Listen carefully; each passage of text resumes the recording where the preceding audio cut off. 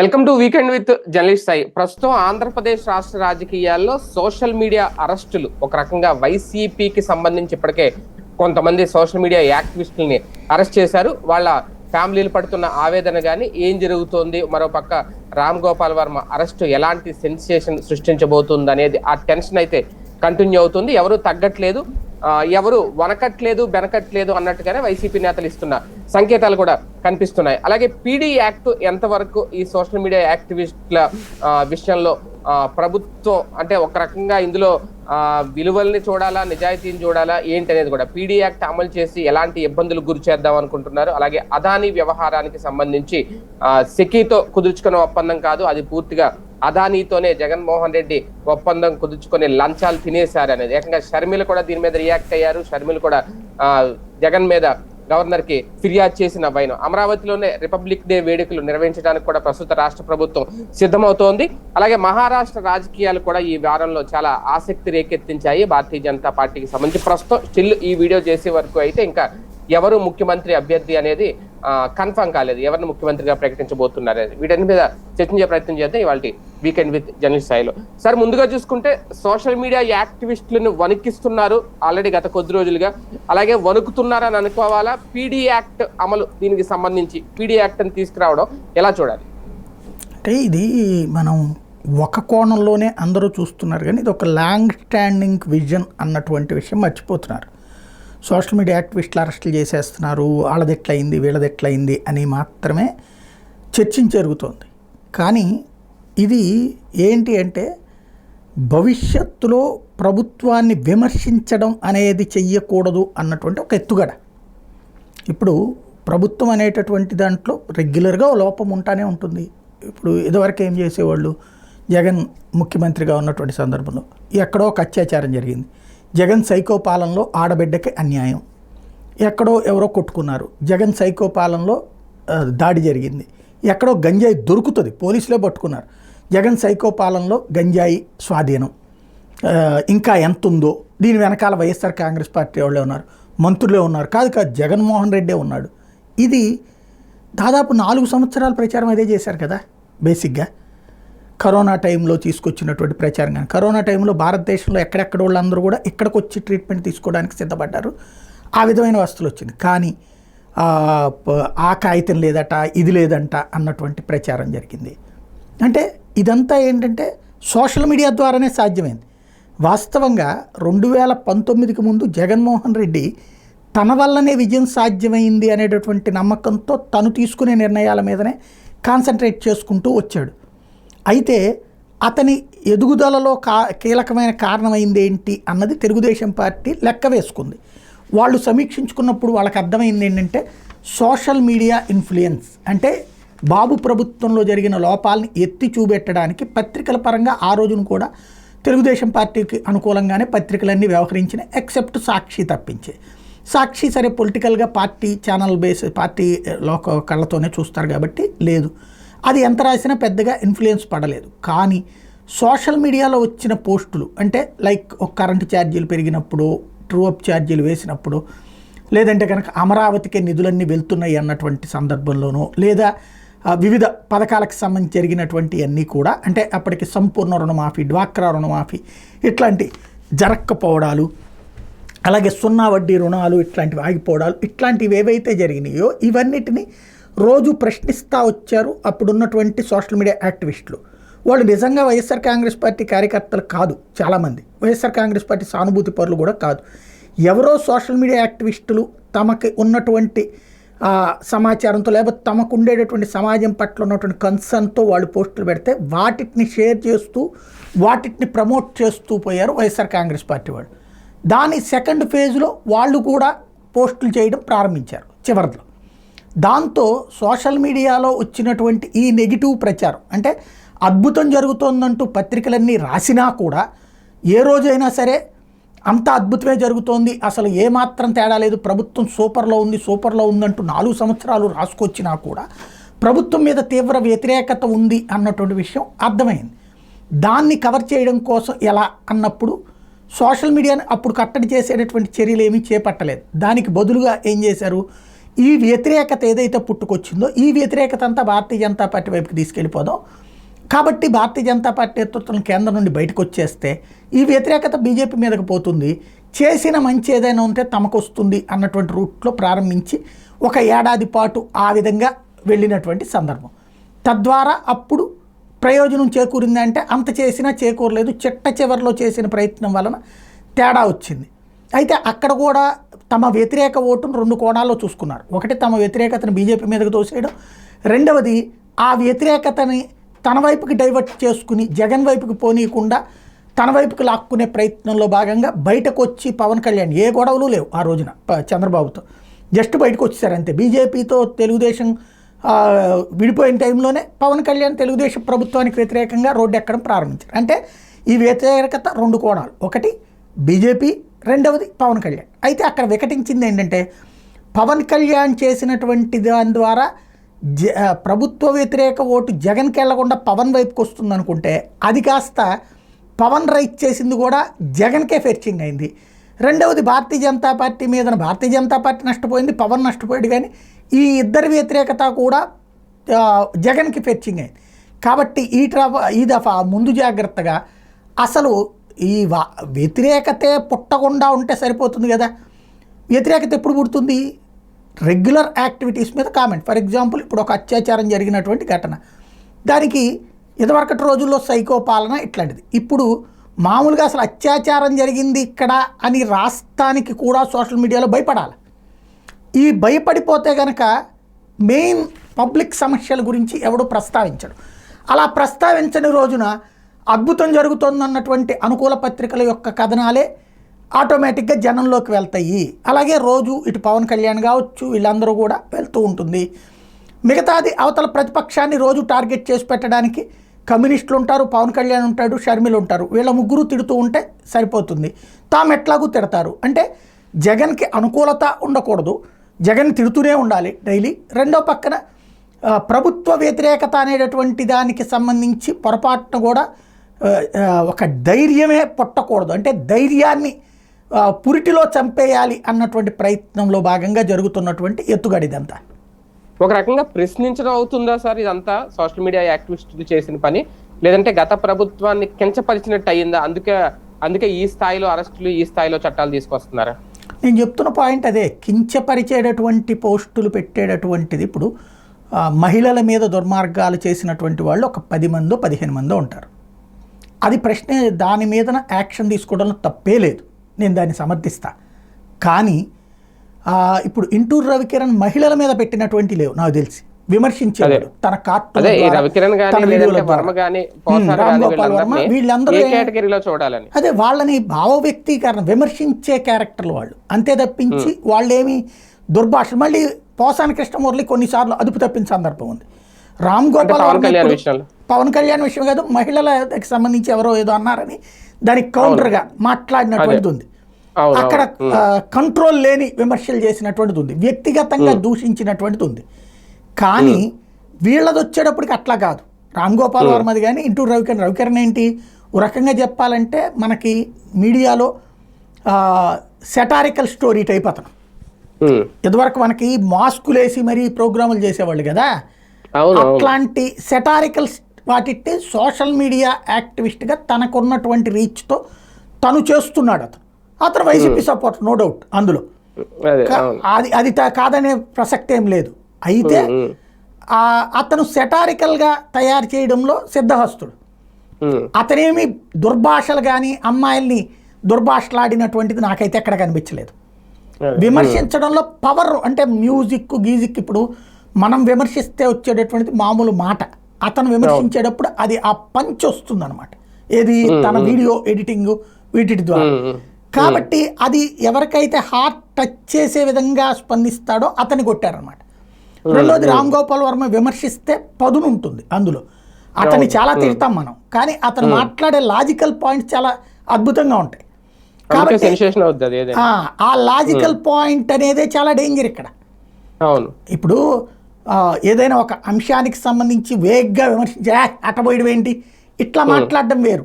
అలా కాకుండా ఇలా ఆలోచించండి అని ప్రజలలో అవేర్నెస్ క్రియేట్ చేయడంలో సిద్ధహస్తుడు అతను. ఇప్పుడు కూడా అదే లాజికల్ గా వెళ్తున్నాడా వర్మ గారు? అంతే కదా, అతను మాట్లాడింది చాలా పర్ఫెక్ట్ పాయింట్. విమర్శకే కనుక అరెస్టులు కరెక్ట్ అయితే దేశంలో 80-90% మంది జైల్లోనే ఉండాలి. ఎందుకు? ప్రతి ఒక్కడికి విమర్శిస్తూనే ఉంటాడు ఇంకొకడిని. ఎక్కడెందుకండి, ఇప్పుడు జబర్దస్త్ ఇది ఉంటుంది కామెడీది, లేకపోతే వేరే వేరే ఛానల్లో నడుస్తున్నాయి, అందులో అంతా బాడీ షేమింగే కదా. పొట్ట గురించినో వ్యవహారం గురించినో, ఈవెన్ వాళ్ళు పొలిటికల్ సెటైర్లు కూడా వేసేస్తున్నారు. మరి తీవ్రమైనటువంటి సెటైర్లు వేస్తుంటారు. జగన్ని దారుణంగా సెటైర్లు వేశారు దాంట్లో జబర్దస్త్ లాంటి. మరి అప్పుడు గతంలో కేసులు పెట్టలేదు కదా. కాబట్టి ఇది సెటైర్ అనేటటువంటి దాన్ని, అంటే విమర్శని సెటైర్ని అంగీకరించలేకపోవడం, అది వ్యక్తీకరించడానికి వణుకు పుట్టించేటటువంటి ప్రయత్నం.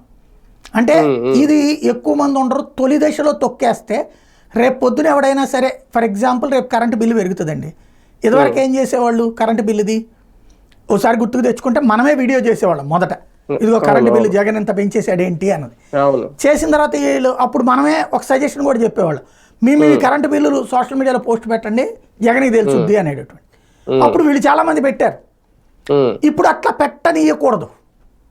ఇప్పుడు అట్లా పెడితే వాళ్ళ మీద గ్యారంటీ కేసు పెట్టేస్తారు. ఈ కేసులు కూడా పీడీ యాక్ట్ అనేది ఏంటది, ఆర్గనైజ్డ్ క్రైమ్ చేసేటటువంటి వాడికి పెట్టేటటువంటి కేసు. అంటే ఒక రౌడీ షీటరో, ఒక గ్యాంగ్స్టరో, ఒక డ్రగ్స్ తోడో వాడికి పెట్టే సెక్షన్లోకి సోషల్ మీడియాని తీసుకురావడం. అంటే సోషల్ మీడియా అట్లాంటి మత్తు పదార్థాలు లేకపోతే ఒక దుర్మార్గం అయితే అన్ని పార్టీలకు సంబంధించిన సోషల్ మీడియా వాళ్ళందరినీ జైళ్ళలో పెట్టాలిగా, ఎవరిని బయట తిరగనీయకూడదుగా.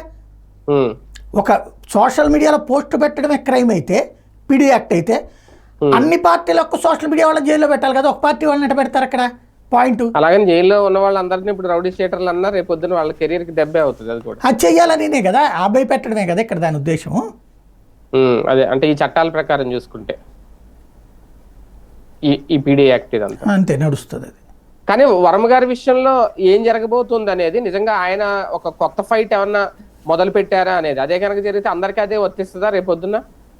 ఒకటి ఓ రకంగా చెప్పాలంటే, ఇలాంటి లాజికల్గా మాట్లాడే వాళ్ళు వైసీపీ కరువు, విమర్శిస్తారు. కానీ అలాంటి లాజికల్గా మాట్లాడినటువంటి వాళ్ళు నిన్న చెవిరెడ్డి కానీ ఇవాళ వర్మ కానీ ఇద్దరు కూడా పాయింట్. అంటే ఇంతవరకు కొట్టుకుపోతుంది ఈ వ్యవహారము. సోషల్ మీడియా వాళ్ళని అరెస్ట్ చేసేస్తున్నారు, లోపల వేసేస్తున్నారు, నా కొడుకుల సంగతి తేల్చేస్తున్నారు, ఒక్కొక్కడికి ఈ టైపులో మాటలు నడుస్తున్నాయి. అలా కాకుండా అసలు ఇదేంటి అన్నటువంటి ఒక ప్రశ్న ప్రారంభించారు వీళ్ళు, చర్చ ప్రారంభించారు. ఈ చర్చ రాబోయేటటువంటి రోజులలో పెరగనీయకుండా మొగ్గలోనే తుంచడం కోసం వీళ్ళని అరెస్ట్ చేస్తారా, ఇది చూడాల్సి ఉంది. ఇప్పుడు కోర్టుకు కూడా ఇది ఒక సవాల్ అవుతుందా సార్, ఈ అరెస్టులు, దీని మీద ఈ చట్టాలు, కొత్తగా ఈ లాజికల్ గా వస్తున్న ప్రశ్నలు? అంటే వీళ్ళు సరైన లాయర్లను పెట్టుకోవడం మీద ఆధారపడి ఉంటుంది. సుప్రీంకోర్టు దాకా వెళ్ళగలిగి, అంటే న్యాయ పోరాటంలో తెలుగుదేశంకు ఉన్నటువంటి కమిట్మెంట్లో 10వ వంతు కూడా వైసీపీకి లేదు. అంటే ప్లానింగ్ లేదు, డబ్బులు ఖర్చు పెడతారు వీళ్ళు, ఇక్కడ ఏదో వాదించేస్తుంటారు. బట్ ఇట్లాంటి వాటిట్లలో ఒక ముకుల్ రోహిత్గీలు, ఒక ఎవరైతే జత్మలా నీలులు, ఇట్లాంటి వాళ్ళు, అంటే సుప్రీంకోర్టు లాయర్లు అయితే దీన్ని 5 నిమిషాల్లో తేల్చి అవతల పడేస్తారు. సుప్రీంకోర్టు లాయర్లకి వీటి మీద మంచి నాలెడ్జ్ ఉంటుంది. ప్లస్ కాన్స్టిట్యూషనల్ బెంచెస్ వాళ్ళు అట్లాంటి వెర్షన్ వింటారు. అలాంటి పవర్ఫుల్ ఫేసెస్ని దించాలి వీళ్ళు రంగంలోకి. ఇంతవరకు వీళ్ళు పొన్నవోలు సుధాకర్ రెడ్డి లేకపోతే ఇక్కడ సుదర్శన్ రెడ్డి ఇట్లాగే డిపెండ్ అవుతున్నారు. కరెక్టే, వీళ్ళు జనరల్ రెగ్యులర్ ఆర్గ్యుమెంట్స్ పనికొస్తారు. కానీ ఒక రకంగా చెప్పాలంటే ఒక దీన్ని ఇన్డెప్త్ పాయింట్ రైట్ చేయగలిగినటువంటి వ్యవహారం కాన్స్టిట్యూషన్తో లింక్ చేయడం. రెండవది, న్యాయమూర్తులు సైతం ఆలోచించేది ఆ స్థాయి లాయర్లు అయితే ఇక్కడ అది కూడా ఆ పాయింట్ ఉంటుందన్నమాట. ఆ స్థాయి లాయర్లు మాట్లాడినప్పుడు క్రాస్ చెక్ చేస్తారు. ఇప్పుడు అట్లాంటి వాళ్ళని వీళ్ళు పెట్టుకోవట్లా. ఇప్పుడు ఈ సోషల్ మీడియా పోస్టుల మీద పీడీ యాక్ట్ పెట్టడం ఏంటి, సోషల్ మీడియా పోస్టుల మీద ఇన్ని కేసులు పెట్టడం ఏంటి అన్నది సవాల్ చెయ్యాలి. హైకోర్టులో సవాల్ చేయడానికి ఆ సుప్రీంకోర్టు లాయర్లను పట్టుకొచ్చి ఆర్గ్యుమెంట్స్ వినిపించాలి. అలాగే సుప్రీంకోర్టు దాకా వెళ్ళాలి దీనికి. మేబీ ఇందులో 2 కోణాలు ఉంది. ఒకటి, మన లాయర్లు మళ్ళీ ఫీల్ అవుతారేమో అని అయి ఉండొచ్చు. ఉహు. ఇప్పుడు దమ్మాలపాటి ఉండగానే సిద్ధార్థ లుద్రాన్ని పట్టుకొచ్చారు చంద్రబాబు, ఫీల్ కాల. అవును, తెచ్చుకున్నారు. కాబట్టి అట్లాంటి తెగింపన్నా ఉండాలి, ఉమ్. ఫీల్ అవుతారని వదిలేసి ఉండాలి. లేదా మనకి ఇప్పుడు పర్మనెంట్గా కార్యకర్తలు దూరం అవుతుంటారు, ఇట్లా కొన్ని రోజుల పాటు వీళ్ళు అరెస్ట్ చేసి కేసులు పెడుతుంటే అప్పుడు భయంతో మన వెనకాల ఉంటారు కార్యకర్తలు అనే ఉద్దేశంతో పోనీ కొన్ని రోజులు అయ్యాక అప్పుడు ఛాలెంజ్ చేద్దాంలే అనుకున్నా ఉండాలి వీళ్ళు. అవును, అవును. ఈ రెండిట్లో ఏదైనా జరుగుతుండొచ్చు. కానీ ఒకటి సార్, ఈ అంశంలో వైఎస్ఆర్సీపీ లీగల్ టీము సాధారణ సోషల్ మీడియా యాక్టివిస్టులకి, వైసీపీ యాక్టివిస్టులకి, అంటే నేను అనేది ఏంటంటే వర్మ లేదంటే పోసాన ఇలాంటి వాళ్ళు, అంటే వర్మ గారి కంటే ఆయన దగ్గర డబ్బులు ఉంటాయి, ఈ కోర్టు కాబట్టి ఇంకో కోర్టుకి వెళ్తారు, ఫైట్ చేసుకుంటారు, లాజికల్ గా ఏదైనా చేస్తారు. కానీ మామూలు వాళ్ళకి ఈ లీగల్ టీం ఎంతవరకు భద్రత కల్పిస్తోంది? ఈ పీడీ యాక్ట్ లాంటి వచ్చిన తర్వాత వాళ్ళలో నిజంగా ఒక భయం అయితే స్టార్ట్ అయినట్టు కనిపిస్తోంది. ఇప్పటికీ అరెస్ట్ అయిన వాళ్ళు, వాళ్ళ ఫ్యామిలీ మెంబర్స్ వెళ్ళి చూడాలన్నా వాళ్ళు ఎక్కడ ఉన్నారో కూడా తెలియట్లేదట. ఏ జైల్లో పెడుతున్నారు, ఎక్కడి నుంచి ఎక్కడ తిప్పుతున్నారు. ఆ రకంగా కూడా అరెస్ట్ అయిన తర్వాత కూడా మానసికంగా ఒక టార్చర్ అనేది ఆ ఫ్యామిలీ చూస్తోంది. అలాంటి టైంలో ఎంతవరకు వీళ్ళు వాళ్ళకి భద్రత కల్పిస్తున్నారు అనుకోవాలి? అంటే వాళ్ళు ఏం చేస్తారు భద్రత కల్పించడం? నాకు అర్థం కాల. లాయర్ ఏం చేయగలుగుతాడు? బెయిల్ ఇప్పించడానికి కోర్టులో వేస్తాడు.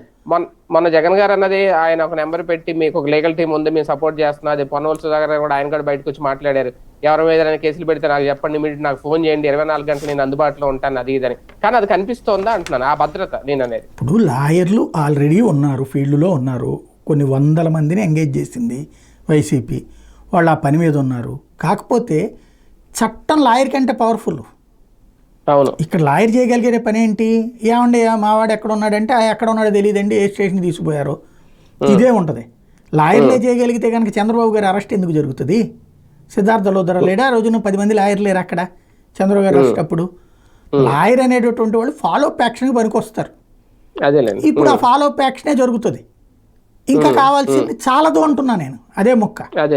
ఇక్కడ పాయింట్ ఏంటంటే ప్రివెన్షన్ ఆఫ్ డిటెక్షన్ యాక్ట్ తీసుకొచ్చేది పీడీ యాక్ట్ అనేటటువంటిది. ఒక నేను చెప్పినట్టు ఒక మద్యం అక్రమ రవాణా చేస్తూ ఒక ఆర్గనైజర్గా చేసేవాళ్ళు, గంజాయి ఆర్గనైజర్గా చేసేవాళ్ళు, ఆ జాబితాలోకి సోషల్ మీడియాని చేర్చడం అనేటటువంటిది ఇవాళ వాళ్ళకి అద్భుతమైన అడుగు. మేబీ రేపు పొద్దున కోర్టులో ఛాలెంజ్లు అది కొట్టేస్తే తప్పించి అదే ఉందనుకోండి, ప్రభుత్వం మారినప్పుడు చాలా ప్రమాదకరం కదా. పీడీ యాక్ట్ కిందన ఎవరినైనా లోపలేసే సోషల్ మీడియా వాడిని అనే కాన్సెప్ట్ బిగిన్ అయింది అనుకోండి, ఏంటో తెలుసా, దాంట్లో ఏడాది పాటు బెయిల్ కూడా రాదు. కాబట్టి అదే ఇప్పుడు దానికి వాళ్ళు భయపెట్టాలని అనుకుంటున్నారు, వీళ్ళు భయపడటమే ఉంటుంది. అదే కదా కావాల్సింది. దాని ద్వారానే ఇంకెవడు పోస్టు పెట్టడానికి కూడా, విమర్శించడానికి కూడా భయపడాలి. ఫర్ ఎగ్జాంపుల్ ఇప్పుడు అమరావతికే ఉంది, మొన్న 15 అంతకుముందు ఏమన్నారు, సెల్ఫ్ సస్టైనబుల్ ప్రాజెక్ట్, దాని డబ్బులు అదే సంపాదించుకుంటుంది, 7-8 వేల ఎకరాలు ఉన్నాయి, అవి అమ్మితే డబ్బులు వచ్చేస్తాయి. మనం అప్పుడేం చెప్పాము, ముందు ఊరు బాగుపడితే దానికి చెట్టు ముందా, విత్తు ముందా, గుడ్డు ముందా, కోడి ముందా లాంటిది. ఊరు బాగుపడితే అప్పుడు 1000 ఎకరాలు అమ్ముతానికి కుదురుతు, కానీ ఇప్పుడు అమ్మితే 50 లక్షలు 60 లక్షలు కూడా రాదు, అది దాంతో కన్స్ట్రక్షన్ కాదు. కాబట్టి ముందు ఊరు బాగుపడాలి అంటే దానికి కొన్ని వేల కోట్ల అప్పులు కావాల్సిందని అప్పుడే చెప్పాం మనం. ఇప్పుడు ఏం చేస్తున్నారు, 15,000 కోట్లు ప్రపంచ బ్యాంకు, 11,000 కోట్లు హడ్కో, ఇప్పుడు అదే జర్మనీనో జపాన్ బ్యాంకు ఇంకో 15,000 కోట్లు అంట. అంటే 41,000 కోట్ల రూపాయలు అప్పు తీసుకుంటున్నారు. అప్పులే అన్నీ అంతే కదా. 41,000 కోట్ల రూపాయలు అప్పు తీసుకుని అప్పుతో అమరావతి కన్స్ట్రక్షన్ చేస్తూ, ఇప్పుడు అది ఎవరన్నా విమర్శించారనుకోండి, ఒకటి రాజకీయంగా అయితే కనుక విమర్శించడం, నువ్వు అమరావతి ద్రోహివి, రాష్ట్ర ద్రోహివి అని విమర్శించడం వీళ్ళు కూడా చేయొచ్చు. కానీ అలా ముక్కంటే నిన్ను అనడానికి వీల్లేదు, నువ్వు అంటే నీ సంగతి తేలుస్తాం. లేదు, మద్యానికి సంబంధించి ఇప్పుడు మంచినీళ్ళకి సంబంధించి జలజీవన్ మిషన్ ఇంకా మన ఇళ్ళకేం రాలా. జగన్ ఉన్నప్పుడు 70 లక్షలు ఏమో ఇచ్చాడని మన పవన్ కళ్యాణ్ చెప్పారు కదా, 70 లక్షల పైపులు వేయించాడు, పంపులు వేయించాడు, కానీ నీళ్లు చాలా చోట్ల లేవు అని ఆయనే చెప్తున్నాడు. అదే జలజీవన్ మిషన్ కింద నీళ్ళు ఇంటికి రాలేదు, కానీ మద్యం మాత్రం ఇంటింటి ఏరియాలో దొరుకుతోంది. ఇదే విమర్శ రేపు పొద్దున ఇంకొకటి చెయ్యకూడదు, మద్యం అందుబాటులోకి వచ్చింది అన్నటువంటి. పవన్ కళ్యాణ్ గారి కృషితో రేపు పొద్దున జలజీవన్ మిషన్ వస్తుందేమో. ఆల్రెడీ వచ్చి ఉన్నది కదా జలజీవన్ మిషన్, కొత్తగా డబ్బులు కూడా వస్తూనే ఉన్నాయి. ఆయన అడుగుతున్నది ఏంటంటే, ఇప్పుడు దీంట్లో మామూలుగా ఇంటింటికి పంపులు వేయడానికి డబ్బులు ఉన్నాయి, కానీ ఇంటికి పంపేస్తే ఆ పంపుకి నీళ్లు రావాలి కదా, ఉట్టి పంపేస్తే ఉపయోగం ఏముంది?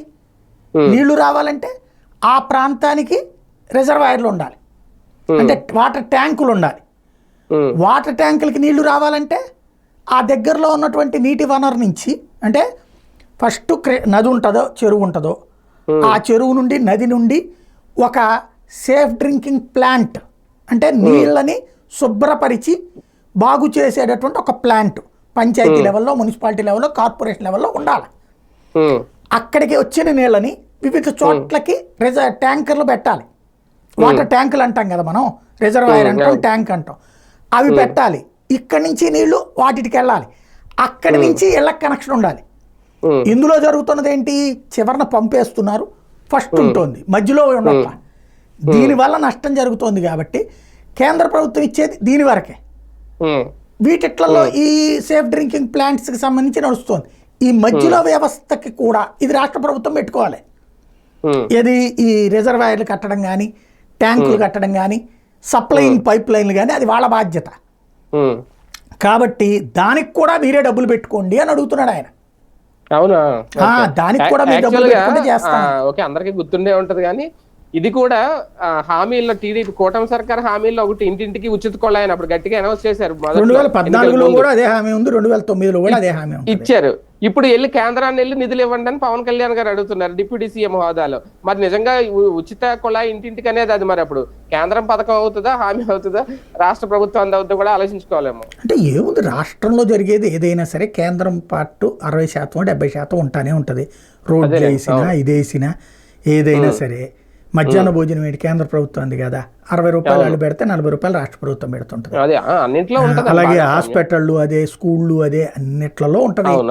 కాకపోతే ఏంటంటే ఈయన చేస్తున్న పని ఏంటంటే మమ్మల్ని మాకు ఖర్చు లేకుండా మొత్తం మీరే పెట్టుకోండి, 90 రూపాయలు పెట్టుకోండి, 90 రూపాయలు పెట్టుకోండి అని అడుగుతున్నారు పెద్దానికి. దానికి పవన్ కళ్యాణ్ వాడుతున్నారు, లేదా పవన్ కళ్యాణ్ ఆ విధంగా అడుగులు వేస్తున్నాడు. Right sir. దీంతో పాటు ఈ హామీలు అంశం ఒకటి ఓకే, ఇంకా ఆ సూపర్ 6 హామీలు ఎప్పుడు నెరవేరుస్తారనేది అడుగుతానే ఉంది ప్రతిపక్షంలో వైఎస్ఆర్సీపీ. వాలంటీర్ల విషయంలో ఒక పెద్ద షాక్ ఇచ్చింది అనుకోవాలా ప్రభుత్వం. ఒక పక్క వాళ్ళ డెడ్ లైన్ పెట్టారు, రేపు మాపో రోడ్డు ఎక్కుతా ఉంటున్నారు, వాళ్ళకి ఇస్తానన్న 10,000 కానీ, మళ్ళీ వాళ్ళ డ్యూటీలు ఇవన్నీ. ఇదే టైంలో వాళ్ళని సచివాలయ సిబ్బందికి సంబంధించి ఉండే యాప్ లోంచి వాలంటీర్ని తొలగించేశారు. తాజాగా షాక్ ఇచ్చిందా? మా నిర్ణయం ఇదే అని చెప్పి ఇంకా క్లియర్ కట్ గా చెప్పినట్ట ప్రభుత్వం వాలంటీర్ల విషయంలో. ఇంకేముంది అందులో, ఆ రోజునే తెలుసు వాలంటీర్లను తీసేస్తారని పవన్ కళ్యాణ్ మాట్లాడినప్పుడే. కానీ వాళ్ళు అదే నమ్మారు, లేదు 10,000 రూపాయలు ఇస్తారన్నటువంటిది. అంటే పవన్ కళ్యాణ్ రాయేసిన రోజునే అయిపోయింది ఆ వ్యవస్థ అనేది అర్థమైపోయింది. కాకపోతే దాన్ని కవర్ చేస్తూ చంద్రబాబు లేదు వాళ్ళకి 10,000 రూపాయలు పెంచుతాం, మీకు ఎందుకు బోల్డ్ అని ఛాయిస్ ఇస్తామని చెప్పారు. పవన్ కళ్యాణ్ కూడా అవునని చెప్పి సర్టిఫై చేశారు. ఫైనల్గా 2.5 లక్షల కుటుంబాలు 5,000తోనే బతికేస్తారంటే 5 రూపాయలతో బతికేవాడు ఉంటాడు, 5,000తో బతికేవాడు ఉంటాడు. ఒక వెసులుబాటు అది.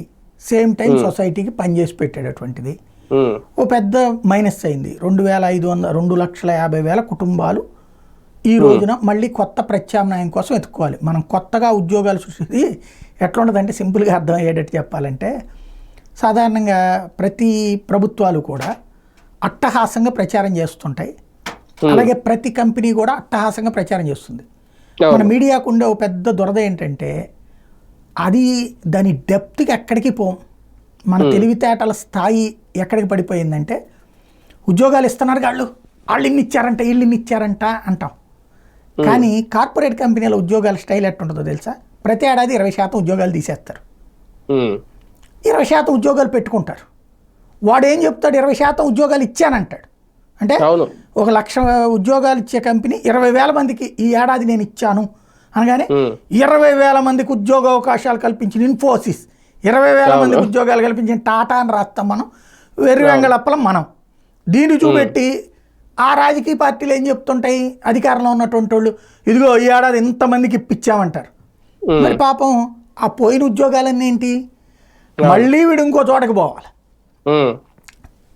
అటు చేసి ఇటు చేసి ఈడికే మళ్ళీ ఉద్యోగం వస్తుంది. లేదా కొత్తోడికి వచ్చేటప్పటికి చిన్న చితక ఉద్యోగాలు అవుతాయి. ఎలాంటిదే ఇది కూడా.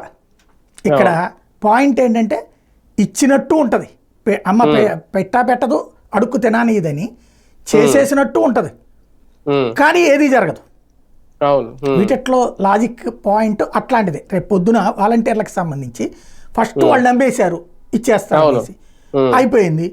ఇప్పుడు ఏమంటారు, లేదు లేదు వాళ్ళదే దుర్మార్గం ఇది. ఇప్పుడు వాళ్ళ పట్ల ఎవరికి సానుభూతి లేకుండా పోయింది. ఎందుకు? వైఎస్ఆర్ కాంగ్రెస్ పార్టీ కార్యకర్తలకేమో మాకు రావాల్సిన పేరు వీళ్ళు కొట్టేశారని కడుపు మంట. అదే సందర్భంలో తెలుగుదేశం వీళ్ళకేమో వీళ్ళని పెడితే మనల్ని తిండివ్వరు అనేటటువంటి ఫీలింగ్ వీళ్ళకు ఉంటుంది. బేసిక్గా ఎవరు వాళ్ళ పట్ల సింపతితో ఉండాలి? పబ్లిక్. పబ్లిక్ వచ్చేటప్పటికి వాళ్ళు రోడ్డు ఎక్కరు కదా ఎప్పుడు కూడా. కాబట్టి ఇక వాళ్ళు రెంట్కి చెడ్డరేవడయ్యారు. అది ఇక్కడ పాయింట్ ఏంటంటే 2.5 లక్షల కుటుంబాల ఓట్లుగా ఎందుకు చూడట్లేదు తెలుగుదేశం పార్టీ ప్రభుత్వం? వాళ్ళని వాలంటీర్లుగాన జగన్ మార్క్ లాగా ఎందుకు చూడాలి? 10,000 ఇస్తానన్న మాటని నమ్మే కదా అటు కాదని ఇటు వచ్చి సపోర్ట్ చేశారు, ఈ కూటమి ప్రభుత్వాన్ని తెర మీద తీసుకొచ్చారు. అటువంటి వాళ్ళని ఎలా వదిలేయడం ఒక రకంగా అంటే నమ్మించి గొంతుకోయడం అని అనుకోరా రేపు పొద్దున్న? అది ఎందుకు ఆలోచించట్లేదు టీడీపీ కానీ ప్రభుత్వం కానీ? మీరు ఎప్పుడైనా సరే అధికారంలో ఉన్నటువంటి వ్యక్తి ఆలోచన చుట్టూ కూడా అహం అనే వైఫై ఉంటుంది. జగన్మోహన్ రెడ్డి అధికారంలోకి వచ్చినప్పుడు తనేం లెక్కేసుకున్నాడు? ప్రభుత్వ ఉద్యోగులు ఏముంది వాళ్ళకి అంతకుముందు కంటే ఇంటర్మ్ ఇచ్చాం, 22 ఇచ్చాం కదా, 23 ఇచ్చాం కదా, ముందు 27 ఇచ్చాం, తర్వాత 23 ఇచ్చాం. ఏముందంటే మంది పరిస్థితి తెలుసు కదా వాళ్ళకి అంతా. లేకపోతే ప్రభుత్వ ఉద్యోగులు టీచర్లు ఇబ్బంది పడుతున్నారు. ప్రవీణ్ ప్రకాష్ మంచి పనే చేస్తున్నాడు కదా, టీచర్లు ఇబ్బంది పడుతున్నారంటే వాళ్ళు పని చేయలేదు కదా. ఇందులో ఒక సమస్య వచ్చినప్పుడు ఎప్పుడైనా దాని సొల్యూషన్ దిశగా వ్యక్తి ఆలోచన జరిగింది తప్పించి సమిష్టి ఆలోచన జరిగిందా? జరగదు. అధికారంలోకి వచ్చినప్పుడు ఎప్పుడైనా సరే అహం అనేది వైఫై లాగా చుట్టూ ఉంటుంది. నా వల్లన నేను చేసేదే అనేటటువంటిది. ఇప్పుడైనా అంతే ఉంటుంది. అప్పుడు ప్రభుత్వ ఉద్యోగులు రేపు నెగిటివ్ అవుతారు అని ఎవడు చెప్పినా జగన్ విన్నాడా? వాళ్ళు అట్లా ఫీల్ అయితే మిగతా జనం అందరూ మనకు అనుకూలంగా వస్తారులే అన్న అని ఎవడో చెప్పడానికి అదే నమ్మాడు. ఇప్పుడు వీళ్ళకి 2.5 లక్షల మందిని రోడ్డును పడేసిన 130,000 కుటుంబాలు ఎవరైతే సచివాలయ ఉద్యోగుల్ని ఏడిపించుకు తింటున్నా వాళ్ళు ఈవెన్ ఆత్మహత్యలు కూడా చేసుకుంటున్నారు. అయినా సరే ఈ మొత్తం కలిపితే 4 లక్షల కుటుంబాలు కదా. 4 లక్షల కుటుంబాలు అంటే 4 × 2 వేసుకున్న 8 లక్షల ఓట్లే కదా అనే లెక్క వాడిని వచ్చును. లేదా 4 16 అనుకోవచ్చు. ఇదివరకు ప్రభుత్వ ఉద్యోగులు చెప్పినట్టు ఇక్కడ ఎవరు లెక్క చెప్పట్లేదు. ఇదివరకు ప్రభుత్వ ఉద్యోగులు ఏం లెక్క చెప్పారు? మేము 5 లక్షల కుటుంబాలు అన్నాం, మా బంధువులతో కూడా కలిపితే ఒక 30-40 లక్షలు, వాళ్ళ ఇంట్లో 20 లక్షలు, మా బంధువర్గాలు అన్ని కలిపితే కనుక 1 కోటి ఓట్లు పోతాయి మీకు అని విమర్శించాము. ఇప్పుడు 5 లక్షల ఉద్యోగులలో అప్పట్లో SC ST ఉద్యోగులు లేదా జగన్ అనుకూల ఉద్యోగులు కూడా ఉంటారు కదా అంటే ఎవడూ చేయరు. ఇప్పుడు కూడా వీళ్ళు లెక్క ఏంటి? ఓకే సచివాలయ ఉద్యోగులు 1,50,000 వేసుకో, వీళ్ళు 2.5, 5 లక్షలు, వీళ్ళు 5 లక్షలు లెక్కేస్తారు. ఇది 4 లక్షలే ఇంతే. అదే సందర్భంలో మనకు 5 లక్షలు అటు పక్కన కుటుంబాలతో సహా మనకు అనుకూలంగా ఉన్నారు కదా, వాళ్ళందరూ సంతోషంగా ఉన్నారు కదా. వాళ్ళందరికీ వాళ్ళ బోల్డ్ లంచాలు తినేవాడికి లంచాలు దొరుకుతున్నది, కంట్రోల్ వాళ్ళ చేతుల్లోనే ఉంటుంది ప్రభుత్వ ఉద్యోగులు. వాళ్ళు ఇంకోటి జగన్ని రానిరాలి జీవితంలో, కాబట్టి వీళ్ళ వల్ల మనకేం పోదులే అనే లెక్కనే ఉంటుంది. కాబట్టి ఇక్కడ వెరీ సింపుల్ లాజిక్ ఏంటంటే ఇది దీర్ఘకాలికంగా ఎట్లుంటుంది. ఇవాళ జగన్ హయాంలో ప్రభుత్వ ఉద్యోగిని వేధించినోడు ఎవడు లేడు. ఏ ప్రవీణ్ ప్రకాష్ కూడా ఆ పాఠాలు చెప్పినటువంటి టీచర్లు బాధపడ్డారు. కానీ టీచర్లను ఎవడరా నువ్వు ఈ టైప్లో మాట్లాడినటువంటి ఎక్కడుంది? అదే సందర్భంలో స్కూళ్ళని బాగు చేసుకున్నారా, నాశనం చేసుకున్నారా?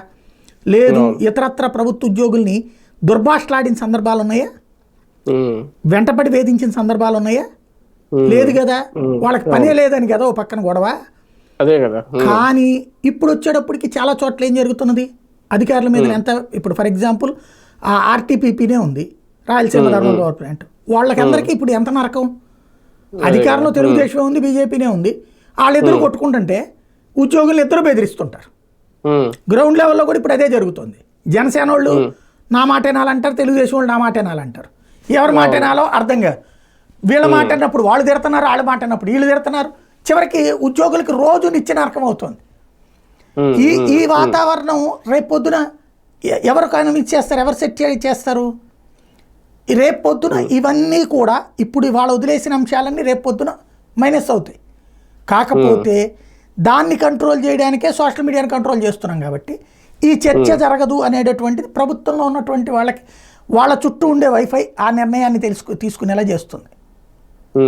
జగన్ మార్క్ ని కంప్లీట్ గా చెరిపేసే నిర్ణయం లేదంటే ఆ చెరిపేసే రాజకీయం చంద్రబాబు నాయుడు గారు చాలా గట్టిగా చేస్తున్నారని అనుకోవచ్చా వీటన్నిటి చూస్తే? అట్లాగే ఒకటనేం లేదండి. ఇప్పుడు అంటే అన్నిటి మీద ఆయన మార్కే కనిపిస్తుంది. ఎవరు అధికారంలో ఉంటే వాళ్ళ మార్కే ఉంటుంది. ఇప్పుడు అన్న క్యాంటీన్లు పెట్టినటువంటి చంద్రబాబు నాయుడు ఏం తీసేయలేదా? అప్పుడు తీశారు కదా మరి ఆయన. మరి కాబట్టి ఎవరి మార్కు వాళ్ళదే ఉంటుంది. ఇప్పుడు ఎన్టీఆర్ అంతకుముందు రాజీవ్ ఆరోగ్యశ్రీ ఉండేది, దాన్ని చంద్రబాబు నాయుడు ఎన్టీఆర్ వైద్య సేవ అన్నారు. మళ్ళీ జగన్మోహన్ రెడ్డి ఇచ్చి వైఎస్ఆర్ ఆరోగ్య సేవ, వైఎస్ఆర్ ఇదని చెప్పాడు. కాబట్టి ఎవడి ముద్రలో వాళ్ళు వేసుకోవాలని చూస్తారు. ఇప్పుడు రాజశేఖర రెడ్డి ఉన్నప్పుడు ఇందిరమ్మ ఇల్లు, రాజీవ్ గురుకల్ప ఇల్లు, అదే చంద్రబాబు వచ్చి ఎన్టీఆర్ ఇల్లు, అలాగే జగన్మోహన్ రెడ్డి వచ్చి ఎన్టీఆర్ ఇల్లు తర్వాత టిట్కో ఇల్లు అన్నారు దాన్ని. అదే జగన్మోహన్ రెడ్డి వచ్చేటప్పుడు ఈ జగనన్న ఇల్లు. ఈ పథకాలు మారడం అనేటటువంటిది సహజంగా జరుగుతుంటుంది. పేర్లు మార్చుకోవడం, తమ ముద్రలు వేసుకునే ప్రయత్నాలు చేయడం సహజంగా జరుగుతుంటది. అమరావతి విషయంలో చంద్రబాబు గారి ఆలోచనలు ఒక రకంగా గతంతో పోలిస్తే చాలా వేగంగా వెళ్తుంది. ఆయన పూర్తి చేయాలి అనేది ఆయన విజనే ఇది అనేది. కాకపోతే రేపు రిపబ్లిక్ డే వేడుకలు కూడా అక్కడే చేయాలి అని అనుకోవడం, పూర్తిగా అంటే ఈ టర్మ్ లోనే పూర్తి చేసే ఆలోచన, అది కూడా బాబు గారి తన మార్క్ ఈసారి చూపించుకునే ప్రయత్నం, అమరావతి నిజంగా పూర్తి అవుతుంది అనేది కూడా ఒక ప్రశ్న. అమరావతి బ్రాండ్ క్రియేట్ చేసేటటువంటి ప్రయత్నంలో ఇది ఒక అడుగు. రిపబ్లిక్ డే సాధారణ రిపబ్లిక్ డేకి ఏం కావాలి? పెద్ద గ్రౌండ్ కావాలి, కవాతు చేయాలా, మన శకటాలు నడవాలి, దీనికి గ్రౌండ్ కావాలి. ఇప్పుడు అక్కడ గ్రౌండ్ ప్రిపేర్ చేస్తారు. కాకపోతే ఈ గ్రౌండ్ శాశ్వతమా? ముందు గ్రౌండ్ ప్రిపేర్ చేసి ఆ గ్రౌండ్లో ఈ కవాతులు అయిపోయాక మళ్ళీ అది ప్లాట్లకు ఇవ్వడమా, లేకపోతే రేపు పొద్దున ఏ ఇండస్ట్రీస్కి ఇవ్వడమో చెయ్యాలి. లేదా ఒక మంచి పని చేయదలుచుకుంటే ఒక 100 ఎకరాలు 150 ఎకరాలు సెక్రటేరియట్ ఎదురుగుండా ఒక గ్రౌండ్ ప్రిపేర్ చేసేస్తే అద్భుతంగా ఉంటుంది. లేదా అక్కడ సెక్రటేరియట్ ఎదురుగుండానే పెట్టాలనేం లేదు, ఎక్కడో ఒక చోట ఒక స్టేడియం లాంటిది జనవరి 26 లోపు ఏర్పాటు చేసేస్తే అద్భుతంగా ఉంటుంది. అలా చేయగలిగితే ఇప్పుడు ఫర్ ఎగ్జాంపుల్ విజయవాడలో ఎక్కడ జరుగుతుంది? పోలీస్ పెరేడ్ గ్రౌండ్స్లో జరుగుతుంది. హైదరాబాద్లో ఎక్కడ జరుగుతుంది? అక్కడ కూడా సికింద్రాబాద్ గ్రౌండ్స్లోనే కదా జరిగేది. అట్లాగా ఒక పర్మనెంట్ స్ట్రక్చర్ అమరావతిలో ఏర్పడినట్టు ఉంటుంది. పెరేడ్ గ్రౌండ్స్ లాంటిది ఒకటి ఏర్పాటు చేయాలి అమరావతిలో. మంచి ఆలోచన. అది చేయగలిగితే పర్మనెంట్గా ఒక ముద్ర ఉండిపోతుంది. కార్యక్రమాలన్నీ అక్కడ నిర్వహించుకోవచ్చు. అయితే గ్రౌండ్ చేస్తారా, ఉట్టి గ్రౌండ్ లెవెల్ చేసి చేస్తారనే చూడాలి. ఏది చేసినా తాత్కాలికం అవుతుందేమండి ఇప్పుడు చేసేవి? అదే అంటోంది, తాత్కాలికం కాకుండా శాశ్వతంగా ప్లాన్ చేయండి అంటున్నా నేను. ఈ వారంలో అదానీ అంశం కూడా మొత్తం ఒక రాజకీయాల్లో ఊపిందని చెప్పాలి. పార్లమెంట్ లో కూడా దీనికి సంబంధించి ఒక పార్లమెంట్ కూడా కుదిపేసింది అని చెప్పాలి. కాకపోతే ఇక్కడ సెకీతో కుదుర్చుకున్న ఒప్పందాలు అనేది లేదు. కంప్లీట్ గా అదానీతోనే నేరుగా మాట్లాడారు జగన్మోహన్ రెడ్డి గారు అనేది. దీని మీద షర్మిల కూడా మాట్లాడారు, ఆయన మీద ఫిర్యాదు కూడా చేశారు. ఎక్కడికి వెళ్తోంది అసలు అదానీ వ్యవహారం? ఇప్పుడు ఒక కొత్త తలపోటుగా మారుతుందా జగన్ కి? బయటికి రాగలుగుతారా? మీడియా అత్యుత్సాహం తప్పించి ఏమీ ఉండదు అందులో. రియాలిటీ చెక్ చూస్తే ఏం లేదా? ఏం జరుగుతుంది నాకు తెలియకుండా అడుగుతాను. అదానీతో మాట్లాడాడు. అదానీ ఏమన్నా బిన్లాడేనా? లేకపోతే కనుక దావుద్ ఇబ్రహీమా మాట్లాడడానికి భయపడడానికి 3 సార్లు వచ్చాడు. గ్రేట్ అది. ఒక అదానీ అనేటువంటి వాడు 3 సార్లు వచ్చి ఒక ముఖ్యమంత్రిని గెలిచాడంటే ఆషామాషి వ్యవహారమా? అంటే ఆ ముఖ్యమంత్రికి ఎంత పలుకుబడి ఉండాలా? లేదు, వీళ్ళు చెప్పినట్టే 17,500 కోట్ల డబ్బులు ఇచ్చాడు అనుకుందాం. అరే కనీసం రాజధాని కూడా లేని రాష్ట్రానికి సంబంధించిన ముఖ్యమంత్రి దగ్గరకు వచ్చి అయ్యా నేను పెట్టుబడులు పెడతాను 17,500 కోట్లు లంచం తీసుకో అని చెప్పాడు అంటే ఆ ముఖ్యమంత్రి అన్న గొప్పోడై ఉండాలి, అదాని అన్న వీకోడై ఉండాలి. ప్రాక్టికల్గా మాట్లాడాలంటే నరేంద్ర మోడీతో నేరుగా కూర్చునే చనువు ఉన్నటువంటి అదాని వచ్చి జగన్మోహన్ రెడ్డికి డబ్బులు తీసి ఇచ్చాడు అంటే నరేంద్ర మోడీ కంటే గొప్పోడన్న అయి ఉండాలి జగన్మోహన్ రెడ్డి. లేదంటే కనుక రాసే దాంట్లో బూతన్న అయి ఉండాలి. అంతేనా? జగన్కే ఎంత ఇస్తే ఇంకా మోడీకి అంత ఇచ్చాడు అనుకోవాలా? అదే నెక్స్ట్.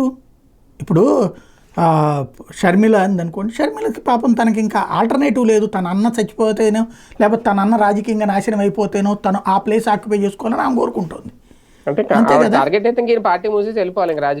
వెళ్ళిపోతే అప్పుడు ఆ ప్లేస్ తను ఆక్యుపై చేసుకోవచ్చు అనేటటువంటి తన ఉద్దేశం. దానికి తోడు ఇంకోటి ఏంటంటే ఈ జీవితంలో తన అన్న తనకు డబ్బులు ఇయ్యడు కాబట్టి అప్పుడు తన అన్న కనుక జైలుకి వెళ్ళిపోతే అప్పుడు తన వదిన వచ్చి తనని బతిలాడితే అప్పుడు తను జాలి తలిచి అన్నకి అవకాశం ఇస్తానంటే అప్పుడు తను చెయ్యాలన్నది. కానీ వాస్తవానికి సంపూర్ణ విరుద్ధంగా ఆవిడ వెళ్తోంది. దానికి ఇంకోటి ఏంటంటే తనకి మీడియా కవరేజ్ అనేటటువంటి మీడియా అటెన్షన్ సీకర్ తను. ఆ మీడియా అటెన్షన్ సీకర్ కోసం జగన్ని తిట్టినటువంటి వాళ్ళకి ఎక్కువ కవరేజ్ వస్తుంది. కాబట్టి ఇప్పుడు చూడండి, చంద్రబాబు విమర్శిస్తుంది ఆవిడ, ఆ వార్త ఇది ఎవరు వేస్తే, లేకపోతే లోపల పేజీలో 3 లైన్లో 4 లైన్లో రాస్తారు. జగన్ తిట్టగానే బ్యానర్ వస్తుందా లేదా? అది అమ్మాయికి కూడా ఇప్పుడు ఏంటి పబ్లిసిటీ కోరుకుంటుంది, నడుస్తుంది. బేసిక్గా అదానీ అనేటటువంటి వాడు అసలు ఆరంభమైంది కెరీరే ఇదే కాంగ్రెస్ ఉన్నప్పుడు సక్సెస్ అయింది, తను ప్రారంభమైంది, దాన్ని కంటిన్యూ చేస్తారు. అదానీతో భేటీ కావడం దుర్మార్గం కాదు. రెండవది, ముకుల్ రోహిత్కి లాంటి రాజ్యాంగ నిపుణుడు తేల్చి చెప్పాడు అక్కడ అమెరికాలో పెట్టిన కేసు దిక్కుమాలిన కేసు అని. దాంట్లో ఇదేంటంటే మీరు అబ్జర్వ్ చేస్తే అదానీ ఇంటర్నేషనల్ స్థాయికి వెళ్ళాలనుకుంటున్నాడు. ఇంటర్నేషనల్ స్థాయికి వెళ్ళేటప్పుడు ఆయా దేశాల్లో బ్యాంకులు లోన్స్ ఇస్తాయి. ఈ దేశంలో ఇన్ని లక్షల కోట్లు బిజినెస్ చేసేవాడికి ఆ దేశంలో లోన్ ఇవ్వడానికి ఏం రోగం, ఇస్తారు. అందులో ఆ దేశంలోనే వ్యాపారం చేస్తానన్నప్పుడు ఎందుకు ఇరు? ఇప్పుడు దుబాయ్లో కానీ సింగపూర్లో కానీ మీరు కనుక మంచి బిజినెస్ మెన్ అయ్యి 10 కోట్లు 100 కోట్ల రూపాయలు మీరు ఇన్వెస్ట్ చేశారనుకోండి సింగపూర్లో, తర్వాత మీరు చేయబోయే 1000 కోట్లకి అక్కడ బ్యాంకులే లోన్స్ ఇస్తాయి మీ వ్యాపారాన్ని బేస్ చేసుకుని. అట్లాగే అదాని ఇక్కడ ఒక బేస్ చేసుకున్నాడు కాబట్టి యూరప్ నాటో దేశాలలోకి తను విస్తరించుకోవడానికి అక్కడ లోన్స్ని ఆశపెట్టుకున్నాడు. అక్కడ బ్యాంకుల చేత ఆ లోన్స్ అందనీయకుండా చేయడం, ఇన్వెస్ట్మెంట్ అందనీయకుండా చేయడమే అదాని మీద జరుగుతున్న కుట్ర అంతర్జాతీయంగా. లాస్ట్ ట్రిప్ జరిగింది అదాని మీద, అప్పుడు ఆరోపణలు వచ్చినప్పుడు కూడా సేమే కరెక్ట్గా అతను ఎక్స్పాండ్ చేసి 1000 కోట్ల ఎంతో 10,000 లక్ష కోట్ల రూపాయలు ఇన్వెస్ట్మెంట్ సాధించాడు అతను తన బిజినెస్ ఎక్స్పాన్షన్లో భాగంగా విదేశాలని. కరెక్ట్గా ఆ టైంలో దెబ్బేశారు అప్పుడు హిండెన్బర్గ్ ద్వారా. అంటే అదానీ లాంటోడు అక్కడికి వెళ్తే ఇది వెరీ సింపుల్ అండి. కార్పొరేట్ సెక్టార్ అనేటటువంటిది ఒకళ్ళకొకళ్ళు గోతులు తవ్వుకుంటూ తమ పలుకుబడి, అది మీడియా పలుకుబడే లేకపోతే రాజకీయ పలుకుబడే వాడుకుని కథలు నడుపుతూ ఉంటారు. ఆ విదేశీ కార్పొరేట్ కంపెనీలు వాళ్ళు భారతీయుడైనటువంటి అదాని తమకు పోటీగా రావడం ఇష్టపడట్ల. ఎందుకు? ఇతను ఇప్పటికే వాళ్ళకి శ్రీలంకలో కానీ ఇరాన్లో కానీ ఇజ్రాయెల్లో కానీ ఇట్లాంటి చోట్ల అమెరికా యూరప్ దేశాలు సొంతం చేసుకోవాలనుకున్నటువంటి పోర్టుల బిడ్లు, ఎలక్ట్రిసిటీ బిడ్లు ఇతను సొంతం చేసుకున్నాడు. ఇప్పటికే ఇతను ఎక్స్పాండ్ అయిపోతున్నాడు అమెరికాకి, మిగతా వాటికి. ఇదంతా జరిగిపోతే కనుక భవిష్యత్తులో ఇక వాళ్ళ గ్రిప్ పోతుంది. అంతే కదా. ఇప్పుడు ఎవడైనా ఒకడు ఉంటాడండి, వాళ్ళ మార్గదర్శి అనేటటువంటి మొత్తాన్ని డామినేట్ చేశాడు. అంతకుముందు ఉన్న చిట్లని ఏమైపోయినాయి? ఇవాళ అందరు కలిపితే 20 అయితే వాళ్ళు ఒక్కళ్ళే 80. అంటే ఒక పవర్ఫుల్ శక్తి అది, కాబట్టి వాళ్ళు చేయగలిగారు. అదాని ఆయన అంతే కదా. రేపొద్దున అమెరికాలో ఉన్నటువంటి చిన్న చితక సంస్థలు, పెద్ద పెద్ద సంస్థలు కూడా పోటీనే అవుతుంది. ఫర్ ఎగ్జాంపుల్ ఇంతకుముందు మనకి మీ చిన్నప్పుడు ఐడియా ఉంటుంది కదా, గోల్డ్ స్పాటు, మజా ఇట్లాంటివన్నీ ఉండేది, కిస్మత్ ఇట్లాంటివన్నీ ఉండే, లిమ్కా ఇవన్నీ. ఇప్పుడు ఏమైపోయినాయి? కోకోకోలా వాడు వచ్చాడు, ఈ దేశంలో ఒక స్ట్రక్చర్ ప్రిపేర్ చేశాడు ఫ్రీ అని చెప్పేసి. మనందరం అటు ఉన్న టైంలో ఈ కంపెనీలకు కొనేవాళ్ళు లేడు, తాగేవాళ్ళు లేడు, ఇవి మూతపడిపోయినాయి. ఆ తర్వాత ఇదే కంపెనీలు చచ్చినట్టు ఆడికి అమ్మేశారు కోకోకోలా వాడి. అదే గోల్డ్ స్పాట్ ప్లాంట్లలోనే ఇప్పుడు కోకోకోలా నడుస్తుంది. కాబట్టి ఇట్లాగా అదాన్ని రేపు పొద్దున వెళ్తే అక్కడ కూడా మూసేసుకోవాలి. ఎందుకు? ఇవాళకి కూడా అమెరికా యూరప్ దేశాల్లో బొగ్గు ఆధారితమైనటువంటిది కొన్ని లక్షల లక్షల లక్షల కోట్ల బొగ్గు ఉంది అక్కడ. అది తవ్వి దాన్ని నడిపేటటువంటి వాళ్ళు ఉన్నారు. లేకపోతే ఎలక్ట్రిక్ వెహికల్స్ మనం ఇవాళ పోటీ చేసి ప్రోత్సహించేది ఏంటండి? వాడు ప్రోత్సహిస్తే ఏ రోజునో వచ్చాయి ఎలక్ట్రిక్ వెహికల్స్ సింపుల్గా. ఎలన్ మాస్క్ లాంటి వాడు ఎలక్ట్రిక్ వెహికల్స్ తెస్తే అతను అక్కడ దెబ్బ కొడుతోంది ఈ బొగ్గు మాఫియానే. ఎందుకు? పవర్ బేసిస్ మీద నడిచేటటువంటి వాళ్ళు అక్కడ పెట్రోల్ డీజిల్ వ్యాపారాలు చేసే వాళ్ళే ఇతను దెబ్బ కొడుతున్నారు. అట్లాంటిది అదాని మీద ఒక దెబ్బ వాళ్ళు వేస్తుంది. నిన్న $400 మిలియన్ ఎంతో లోన్ రావాలి అతనికి. కరెక్ట్గా ఆ టైంలో ఈ వార్తలు వేయడం వల్ల ఆగిపోయింది అతనికి ఇన్వెస్ట్మెంట్. బ్యాంకు లోన్స్ ఆపేసినాయి, విదేశీ బ్యాంకు లోన్స్. అదే వీళ్ళకి కావాల్సింది. వాళ్ళ ట్రాప్లోకి మనం పడి మనకి జగన్ మీద ద్వేషంతోనో లేకపోతే మోడీ మీద ద్వేషంతోనో అదానీని ఏదో బిన్ లాడెన్ లాగా చూపెడుతున్నాం మనం. కానీ ఒకటి సార్, అదానీ వ్యవహారంలో జనరల్ గా ఒక డౌట్, జనరల్ గా రేజ్ అవుతున్న డౌట్ అందరికి, ఇది అమెరికాలో ఎక్కడో కేసు నమోదు చేశారు ఆయన మీద, ఆయన ఏదో లంచాలు ఇచ్చారు అది ఇది అని, ఇది జగన్కి ఇదంతా. కానీ ఇక్కడ ఇప్పుడు కుదుర్చుకున్న ప్రభుత్వాలు ఆ కేసు ఆధారంగా రద్దు చేసుకోవాల్సిన అవసరం ఉందా? ఒక రకంగా కొన్ని చోట్ల రద్దు చేసుకుంటే అది ప్రస్తుత ప్రభుత్వాలకు కూడా నష్టం. అది ఎవరికి ఇవ్వాలా ఏంటి, ఆ ప్లేస్ లో అదాని లాంటి ఇంకొకటి ఎవడున్నాడు ఎవడొస్తాడు అనేది కూడా అవసరమా? ఇదంతా రద్దు చేసుకోవాల్సిన అవసరాలు ఉన్నాయా, లేదంటే కావాలని ఇంకా ఒక మచ్చ పడింది కాబట్టి ఇమీడియట్ గా అటువంటి వాడు మనకు అనవసరం అక్కర్లేదని అనుకుంటారా? అట్లయితే భారతదేశంలో ఉన్న బడా వ్యాపారవేత్తలు ఎవరితో కూడా మనం ఒప్పందం చేసుకోకూడదు. ఎందుకంటే ప్రతి ఒక్కడి మీద కేసులు పెడతారు, అంతర్జాతీయంగా వాళ్ళు ఫేస్ చేస్తుంటారు. అంబానీ మీద పెట్టలేదా? ఇదివరకు అనిల్ అంబానీ మీద ఏంటి రఫేల్ కూడా పెట్టలేదా? అట్లాగే ముఖేష్ అంబానీని కూడా లింకప్ చేసే ప్రయత్నం చేయలేదా? జిందాల్ మీద కేసులు లేవా? ఆర్సెనల్ మెట్రో మీద లేదా? ప్రతి కార్పొరేట్ కంపెనీని దెబ్బ కొట్టడం కోసం ఏదో ఒక రకమైనటువంటి కేసులు పెట్టడం, ఇరికిచ్చడం కామన్ గా జరుగుతుంటుంది. అది వాళ్ళు లీగల్ గా పోరాడుకుంటారు. వాళ్ళు దాని ఆధారంగా మనం వ్యాపారం చేయాలంటే చివరికి మనం పెట్టుకోవాల్సింది బడ్డీ కొట్లు, చిల్లర కొట్లే. అది సాధ్యం కాదనమాట. ఇందులో జగన్ ఒక్కడైనా సార్ ఇప్పుడు ఇరుక్కునేది? మోడీని కూడా ఇన్వాల్వ్ చేసే ఆలోచన ఏమన్నా ఉందా? జగన్ ఇరుక్కోవాలంటే ముందు అదాని ఇరుక్కోవాలి, అదానితో పాటు అదాని కొడుకు ఇరుక్కోవాలి, ఆ తర్వాత కేంద్ర ప్రభుత్వం దగ్గరికి రావాలా, ఆ తర్వాత జగన్ దగ్గరికి రావాలి. కాబట్టి ఇవన్నీ నిడిచే కాదు, చచ్చే కాదు. ఇప్పుడు రఫేల్ ఇష్యూ అప్పుడు ఇట్లాగే ప్రచారం చేశారు, మోడీని అరెస్ట్ చేయడానికి అమెరికా వాళ్ళు వస్తున్నారు, లేకపోతే కనుక ఇంకేముంది పారిపోతున్నాడు మోడీ, వణికిపోతున్నాడు అమెరికా వెళ్ళడానికి కూడా. ఇట్లాంటివి ఏమైంది వాటిట్లో? సుప్రీంకోర్టు ఇంకేముంది చేసేస్తున్నాడు, పడిపోతున్నాడు అన్నటువంటిది. ఇప్పుడు ఏమైపోయిందంటే అసలైనటువంటి శత్రుత్వం అంటే నిజమైనటువంటి ద్రోహం ఈ దేశానికి జరుగుతోంది. దేశద్రోహం కేసులు వీళ్ళ మీద పెట్టాలి, పీడీ యాక్ట్లు. ఇట్లాంటి తప్పుడు ప్రచారాలు ఈ దేశం మీద చేస్తున్నాడు. మన దేశ పారిశ్రామికవేత్తల్ని దెబ్బతీసి మన ఆర్థిక వ్యవస్థను కుప్పకూల్చాలనుకునేటటువంటి క్రిమినల్స్కి మద్దతు ఇస్తున్నటువంటి వాళ్ళ మీద కేసులు పెట్టాలి, పీడీ యాక్ట్లు. ఎందుకు? విదేశీ శక్తులకు లొంగిపోతున్నారు వీళ్ళు. ఒక రైతు ఉద్యమం పేరుతో జరిగిన నాటకానికి మద్దతు ఇచ్చింది ఎవరు? మన దేశపు తీవ్రవాదులు అనాలేమో వీళ్ళని. దేశ వ్యతిరేక శక్తులు దర్జాగా బహిరంగంగా విచ్చలవిడిగా వికటాటహాసం చేస్తున్నాయి. వాళ్ళ మీద పెట్టాలి నిజమైన సోషల్ మీడియా కేసులు. పార్లమెంట్ ను కూడా ఈ వ్యవహారం అతలాకుతలం చేస్తుంది అనేది కాంగ్రెస్ పార్టీ తీసుకున్న స్టాండే ఇందుకు కారణం అని అనుకోవాలా? ప్రతిసారి కూడా పార్లమెంట్ సెషన్స్లో వాదించేవాడు, ప్లాన్డ్గా వెళ్ళేవాడు ఎవడూ లేడు. ప్రతిపక్షం అంటే అరవడం, కేకలేయటం, నినాదం చేయటం, ధర్నా చేయడం. ఓపికగా ఆలోచించే దమ్ము ఎవడికి లేదు. సమస్య ఎట్లా ఉండాలా? నువ్వు చెయ్యి, ఒక ప్రశ్నోత్తరాల సమయం బాయ్కాట్ చెయ్యి, మిగతా 0 అవర్ టైంలో కూర్చుని ప్రతి ఒక్కరు మెన్షన్ చేయండి ఈ పాయింట్. మెన్షన్ చేయొచ్చు కదా మనం ఏది ఇష్టపడితే అది. నెంబర్ 1. నెంబర్ 2 వచ్చేటప్పటికి తర్వాత వివిధ బిల్లులు ఉంటాయి. ఆ బిల్లుల సందర్భంగా చర్చ సందర్భంగా మాట్లాడి దీన్ని నువ్వు అరిస్తే ఒకటే మొక్క కనబడుతుంది. అదే ప్రతి బిల్లులో చర్చ సందర్భంగా ఫర్ ఎగ్జాంపుల్ ఏదో సంస్కరణలకు సంబంధించిన బిల్లు తెచ్చారు, ఈ బిల్లు బాగుంది కానీ అదాని లాంటి వ్యక్తులు బాగుపడడం కాదు కావాల్సింది, మనకి దేశం బాగుపడాలి, అదానికి ఎట్లా దోచిపెట్టారు అక్కడ మాట్లాడు.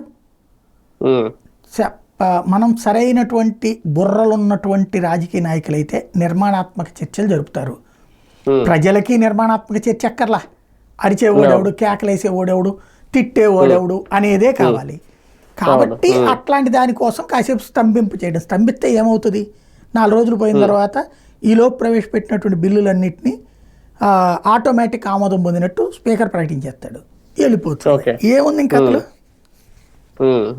వాళ్ళకి వాళ్ళు కోరుకున్నది వీళ్ళు చేసి పెట్టినట్టు, ఏ చర్చ లేకుండా ఆమోదం పొందేస్తాయి. అంటే పార్లమెంట్ లో గట్టిగా దీని మీద పోరాటం చేస్తే అదానితో కూర్చున్న ఒప్పందాలన్నీ ఏమైనా రద్దు అవుతాయా అని నవ్వుతారండి. అంటే ఇక దేశంలో ఇప్పుడు ఇంకేం ఉండదు.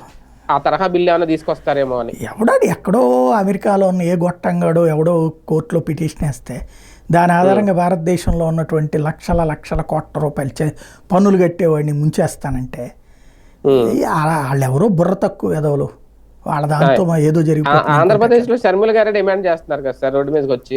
చంద్రబాబు గారికి హితబోధ కూడా చేశారు నిన్న ఆమె, మీరు అవన్నీ రద్దు చేసుకోండి, క్యాన్సిల్ చేయండి అని. ఆవిడ తెలివి ఆ స్థాయిలో ఉంది. ఆవిడని అదాని స్థాయికి తీసుకెళ్ళదులేండి, ఆవిడ నా స్థాయిలోనే ఉండనిద్దాం. అంటే అది కాంగ్రెస్ పార్టీ స్టాండ్ కాబట్టి ఆవిడ వెళ్ళారేమో. అంతే, కమ్యూనిస్టులకు ఎక్కువ, కాంగ్రెస్ కి తక్కువ. ఆవిడ నడుస్తుంటది, మాట్లాడుతుంటది అట్లాగంతే. రైట్. ఇంకో అంశం, కీలక అంశం ఈ వారం మహారాష్ట్ర రాజకీయాలకు సంబంధించి. ప్రస్తుతం మనం ఈ వీడియో చేసే టైంకి అయితే ఇంకా ఎవరు సీఎం అనేది ఫైనల్ కాలేదనుకుంటా నాకు తెలిసి. ఏం జరగబోతోంది అంటే బీజేపీకి ఇప్పుడు ఇదొక సవాల్ అయిందా మహారాష్ట్ర ఎన్నికల ఫలితాలు గెలిచిన తర్వాత? ఓ రకంగా భారతీయ జనతా పార్టీ కోరుకున్నట్టే జరిగింది. ఇంకోటి షిండే కోరుకొని జరిగింది. షిండే ఎక్స్పెక్ట్ చేసింది ఏంటంటే 100, 180, 110 వస్తే తను ఒక 60, 70 గెలుచుకుంటా అనేటటువంటిది అనుకున్నాడు. స్ట్రైక్ రేట్ ప్రాతిపదిక ఇప్పుడు ఏమిటంటే అక్కడ ప్రజలు బీజేపీని ఆదరిస్తున్నారు, అలాగని బీజేపీకి సంపూర్ణ బలం లేదు. ఇప్పుడు ఫర్ ఎగ్జాంపుల్ మనకి ఇక్కడ రాయలసీమ, ఉత్తరాంధ్ర, కోస్తాంధ్ర ఎట్లయితే ఉంటాయో కొన్ని చోట్ల ఒకరికి పట్టు ఉంటుంది, కొన్ని చోట్ల ఇంకొకరికి పట్టు ఉంటుంది. అట్లాగా అక్కడ వచ్చేటప్పటికి బీజేపీకి అన్ని చోట్ల పట్టు లేకపోవడం అనేది మైనస్ అయింది. కానీ 3 టర్ముల నుంచి కూడా బీజేపీ నేతృత్వంలోని ప్రభుత్వాన్ని ఎన్నుకుంటున్నారు ప్రజలు, అది గుర్తుపెట్టుకోవాలి. 15లోనైనా 20లోనైనా ఇప్పుడు 24లోనైనా ప్రజలు అక్కడ ఎన్నుకున్నటువంటిది ఆ పాయింట్. అంటే 2019 ఎండింగ్లో జరిగిన ఎన్నికలు, 2014 ఎండింగ్లో జరిగిన ఎన్నికలు మహారాష్ట్ర. అప్పుడు కూడా అక్కడ ప్రజలు బీజేపీకే పట్టం కడుతున్నారు, బీజేపీ నేతృత్వంలోని కూటమికే పట్టం కడుతున్నారు. 2014లో సింగిల్ లార్జెస్ట్గా బీజేపీ వచ్చింది. అప్పుడు విడివిడిగా పోటీ చేశారు. శివసేన విడిగా పోటీ చేసింది, బీజేపీ విడిగా పోటీ చేసింది. వాళ్ళ పేరేంటి, షిండే, అదే దాని పేరు ఉద్ధవ్ థాకరే విడిగా పోటీ చేశాడు, శరద్ పవార్ కాంగ్రెస్ విడివిడిగా పోటీ చేశారు. అప్పుడు 122 సీట్లు ఏమో వచ్చినాయి బీజేపీకి సింగిల్గా. ఎందుకని కొన్ని ప్రాంతాల పట్టు లేకపోవడం వల్ల. వీళ్ళకి దాదాపు 70 దాకా వచ్చినాయి. ఎవరికి, శివసేన వాళ్ళకి 50 డైరెక్ట్గాను, ఒక 20 వాళ్ళ మిత్రపక్షాలకు అట్లాగా. అప్పుడు ప్రభుత్వం ఏర్పాటు చేయడానికి సేమ్ ప్రాబ్లం అయింది. మాకు సీఎం కావాలని శివసేన. ఎందుకు, ఒకప్పుడు శివసేనే అక్కడ సీఎం మేజర్ రోల్. బీజేపీ అప్పుడు 10, 20 తీసుకుంది మొదట, తర్వాత 30, 40 ఇచ్చారు. అట్లా పెరుగుతూ వచ్చింది బీజేపీ. మా ప్రాపకంతో పెరిగిన బీజేపీ మాకే ముఖ్యమంత్రి ఇవ్వాలని వాళ్ళంటే, మేము ఎదిగిన తర్వాత నువ్వు ఆ రోజున మేము తక్కువగా ఉన్నాం కాబట్టి మైనర్ పాత్ర పోషించాం, ఇప్పుడు ఎదిగాక కూడా నీకెందు నేను ఎందుకుంటానంటది బీజేపీ. సింపుల్ లాజిక్ ఇది. ఆ దశలో భాగంగానే 3 సార్లు కూడా ప్రజలు సింగిల్ లార్జెస్ట్గా బీజేపీకే ఇచ్చారు. కానీ సంపూర్ణ మెజార్టీ ఇవ్వలేదు, ఎందుకంటే అన్ని చోట్ల పోటీ చేయలేదు కాబట్టి. 19లో కానీ 24లో కానీ. ఇప్పుడు అక్కడ వాస్తవంగా చెప్పాలంటే అది పోటీ చేసిన దాంట్లో 10, 15 పోయింది అది బీజేపీ. 20 వాళ్ళకి 132 వచ్చినాయి. వాళ్ళు పోటీ చేసిన 150, 152 మళ్ళీ మిత్రపక్షాలకు ఇచ్చింది అందులో కూడా. కాబట్టి 90% స్ట్రైక్ రేట్ సాధించింది అక్కడ బీజేపీ. రెండవది శివసేన వచ్చేటప్పటికి 70% చేసింది, ఎన్సీపీ 60% ఏమో చేసుకొచ్చింది. కాబట్టి ఇప్పుడు అక్కడ ప్రధాన పాత్ర ప్రజలు బీజేపీకే ఓట్లేశారు. షిండే వాస్తవంగా నేను వింటున్నది ఏంటంటే 2 టర్ములుగా తీసుకోండి, ఫస్ట్ టర్మ్ బీజేపీ తీసుకుని మా అబ్బాయికి డిప్యూటీ సీఎం ఇవ్వండి, తర్వాత సెకండ్ ఫేజ్లో నాకు సీఎం ఇవ్వండి 2.5 ఏళ్ల తర్వాత, 3 ఏళ్ల తర్వాత. ఎందుకు మళ్ళీ ఎలక్షన్స్ టైంకి మరాఠా సెంటిమెంట్తో పోవాలా, నన్ను మరాఠా సెంటిమెంట్తోనే కదా మీరు ముందు పెట్టింది. కాబట్టి ఫడ్నవీస్ని మరాఠాగా చూడరు అక్కడ ప్రజలు. కాబట్టి అప్పుడు నన్ను ముందు పెడతారు కదా, అప్పుడు మా అబ్బాయి మంత్రిగా మిగులుతాడు, అప్పుడు కూడా మంత్రి అంటే వాళ్ళ అబ్బాయికి తన రాజకీయ వారసుడిగా తయారు చేసుకోవాలని షిండే ప్రయత్నం నడుస్తుంది అక్కడ. దానివల్ల ఒక రకంగా ఓవరాల్ గా గతంలో జరిగిన ఎన్నికలు, ఇప్పుడు జరిగిన ఎన్నికల్లో షిండే ఈ వ్యవహారం చూస్తే ఓకే, ఇందాక మీరు అన్నట్టు మహారాష్ట్రలో భారతీయ జనతా పార్టీ బలం పెరిగింది, కానీ అది శివసేన ఓట్ బ్యాంక్ క్యాప్చర్ చేసుకొని, శివసేన ఓట్ బ్యాంక్ తమ వైపుకి లాక్కొని దానికోసం చేసుకున్న రాజకీయ వ్యూహం, ఆ ఎత్తుగడల్లో షిండే పావుగా మారారు మధ్యలో. అలాంటప్పుడు ఇప్పుడు షిండేనే పక్కన పెట్టి మళ్ళీ ఫడ్నవీస్ని తెర మీద తీసుకురావాలనుకుంటుందా భారతీయ జనతా పార్టీ? మహారాష్ట్రలో రాజకీయాన్ని చూడొచ్చా? అంటే ఆలోచించే తీరులోనే లోపం ఉంది. బేసిక్గా భారతీయ జనతా పార్టీ ఏనాడో హిందుత్వ పార్టీ కంటే మరాఠా ప్రజలు హార్డ్ హిందుత్వాన్ని ఆశించట్ల. శివసేన కూడా అంతే కదా సార్ మహారాష్ట్రలో, నేను చెప్తాను శివసేన కూడా అదేనండి. హార్డ్ హిందుత్వ కాబట్టి శివసేన వద్దనుకుని సాఫ్ట్ హిందుత్వాన్ని బీజేపీని ఎంచుకుంటున్నారు వాళ్ళు. అప్పుడు ఆ హార్డ్ హిందుత్వవాదం నుంచి బయటికి రావాలి అనేటటువంటిది గ్రహించాడు ఉద్ధవ్ థాకరే. కానీ హార్డ్ హిందుత్వ వద్దన్నారు, కానీ హిందుత్వాన్ని వదిలేయమల్లా, సెక్యులర్ ముద్రలు వేసుకోమల్లా ప్రజలు. అది అంచనా వేయడంలో పొరపాటు పడ్డాడు అతను. నెంబర్ 1. నెంబర్ 2 వచ్చేటప్పటికి ఎప్పుడైతే హిందుత్వ నినాదం లేకపోతే మా శివసేన అక్కర్లేదు, అందుకని అతనికి ఎంతకి ఇచ్చారు, 20కి పడుకోబెట్టారు. అదే సందర్భంలో సాఫ్ట్ హిందుత్వ తీసుకున్నటువంటి షిండేని ఎంచుకున్నారు ప్రజలు. శివసేనకి ఆల్టర్నేటివ్గా షిండేని చూశారు, ఉద్ధవ్ థాకరేకి ఆల్టర్నేటివ్గా షిండేని చూశారు. ఉమ్, అక్కడ రాజ్ థాకరేని పక్కన పెట్టారు ప్రజలు, ఉద్ధవ్ థాకరేని పక్కన పెట్టారు. ఇద్దరు కూడా ఒకళ్ళేమో హార్డ్ హిందుత్వ రాజ్ థాకరే, ఉమ్, అదే సందర్భంలో ఇతనేమో హిందుత్వ నుంచినే బయటకు వచ్చేసాడు ఉద్ధవ్ థాకరే. ఉమ్, అవును. హిందుత్వ నినాదంతో ఉన్నటువంటి శివసేన వారసుడిగా షిండేని చూశారు. ఉమ్, కాబట్టి అక్కడ ఇష్యూ ఒక ఆస్పెక్ట్. రెండవ ఆస్పెక్ట్ వచ్చేటప్పటికి కొడుకుకి వారసత్వం ఏంది, మనం ఇద్దరం ముందు అనుకున్నాం కదా 144 పోటీ చేసి మనకి 57 గెలుచుకున్నాము, బీజేపీనే 104 గెలుచుకుంటే దానికి సీఎం ఇవ్వకుండా మనం సీఎం అడగడం కరెక్టా, మీ కొడుకు కోసం ఇట్లా ఆలోచించడం కరెక్టా అన్నటువంటి పోరాటం చేసి బయటకు వచ్చినోడు షిండే 40 మంది ఎమ్మెల్యేని తీసుకొని. మరి తన కొడుకు ఎట్ట అడుగుతున్నాడు ఇప్పుడు?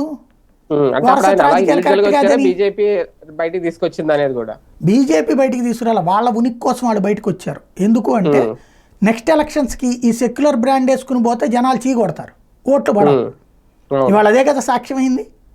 అది గ్రౌండ్లో గ్రహించిన వాళ్ళందరూ మనం హిందుత్వం వదిలేస్తే ఎట్టన్నా అని చెప్పి అడుగుతున్నారు. అలా అనుకునే వాళ్ళందరినీ తీసుకుని అవతలకు వచ్చాడు. అది బీజేపీ వేసిన ఎత్తుగడ కాదు. షిండే శివసేనకి సంబంధించి ప్రజల నుండి గెలిచినటువంటి హిందుత్వవాదులైనటువంటి శివసేన ఎమ్మెల్యేలు తమ భవిష్యత్తుతో భయంతోనే ఇటు వచ్చారు. మీరు చూస్తే ఆ రోజు వచ్చిన 40 మందిలో వాళ్ళు 39 మంది గెలిచారు. అంటే వాళ్ళు హిందుత్వవాదులు, వాళ్ళని సమాజం అంగీకరించింది. బీజేపీతో కలిస్తే శివసేనతో ఆనాడు కలిసినప్పుడు అంగీకరించింది. అంటే అదే వాళ్ళు కోరుకున్నది. అవును. కానీ ఇప్పుడు ఫైనల్ గా ఏం జరగబోతుంది అనుకోవచ్చు సార్? ఒక రకంగా ఫడ్నవీస్ వైపే మొగ్గు ఎక్కువ ఉందా? అదే జరిగే అవకాశం ఉందా? భారతీయ జనతా పార్టీ ఫడ్నవీసే పెడతారా లేకపోతే ఇంకొకళ్ళని పెడతారా? భారతీయ జనతా పార్టీ ఎవరిని ప్రపోజ్ చేస్తే వాళ్ళే సీఎం అవుతారు.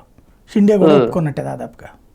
అంతేనా? తర్వాత ఏమైనా మళ్ళీ రివర్స్ లో పోరాటం మొదలవుతుంది? ఏం చేసినా ఏం కాదు. అక్కడ అజిత్ పవార్ కు 40 ఉంది, అతనేమో ఇతను సీఎం కావాలని ఏం కోరుకోవట్లేదు. షిండే చెప్పినట్టున్నారు కదా, అతను ముందే చెప్పేశాడు కాబట్టి ప్రాబ్లం లేదు. ఇంకొకటి, ఇప్పటికే 132 సీట్లుంటే 6 చిన్న చితకా పార్టీలు ఇతనికి మద్దతు ప్రకటించారు, ఇండిపెండెంట్ తో కూడా కలిపి 139 వచ్చింది ఇప్పుడు టోటల్ గా. 132 + 6 + 1 మొత్తం 139 మద్దతు ఉంది ఇప్పుడు.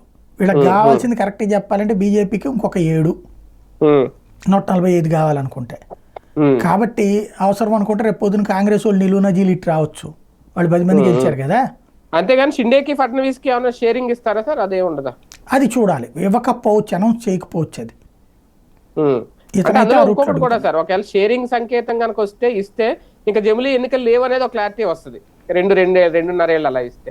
లేదు అంటే ఒకవేళ ఉంటాయేమో అనే డౌట్ వస్తుంది. అట్లాగే ఎందుకు అనుకోవాలి? షేరింగ్ అనేది ఓకే చేసి 2.5 ఏళ్ల తర్వాత జమిలీ ఎలక్షన్కి వెళ్తా నెక్స్ట్ షిండేనే సీఎం అని కూడా చెప్పొచ్చు కదా.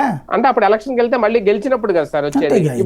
అనుకుంటారు ఎవడన్నా 2 ఏళ్ళు పదవి వస్తుంది. జమిలీ ఎలక్షన్కి వెళ్ళాలనుకున్నాడు, జమిలీ ఎలక్షన్లు అంటేనే గెలుస్తానని వెళ్తున్నాడు కదా, అదే ఇక్కడ ఓడిపోతుందని ఎట్ట అనుకుంటారు అప్పుడు? అంటే వెళ్తే గ్యారంటీ ఉండదు, పదవి వెళ్ళకపోతే గ్యారంటీ ఉంటుంది. అట్లెందుకు? వాళ్ళకి అట్లా అనుకోరు ఎవడైనా సరే, పవర్ లో ఉన్నాడు. రైట్. Thank you sir. చూద్దాం మొత్తానికి ఇప్పుడు మహారాష్ట్ర ఎన్నికలకు సంబంధించి ఇప్పటి వరకు అయితే, ఈ వీడియో చేసే వరకు అయితే ఇంకా ఎటువంటి అనౌన్స్మెంట్ రాలేదు. మరి కేంద్ర ప్రభుత్వం ఎలాంటి నిర్ణయం తీసుకుంటుంది అనేది వేచి చూడాలి. అలాగే ఆంధ్రప్రదేశ్ రాష్ట్ర రాజకీయాల్లో అదానీ వ్యవహారం, మరోపక్క సోషల్ మీడియా యాక్టివిస్టుల అరెస్టులకు సంబంధించి కూడా ఈ వారం అంతా చాలా రాజకీయ ఎత్తుగడే నడిచింది. ఇక అరెస్టుల పర్వం ఎలా కొనసాగబోతుంది ఏంటనేది వేచి చూడాల్సిన అంశం. ఇది వాళ్ళ వీకెండ్ విత్ జర్నలిస్ట్ సాయి.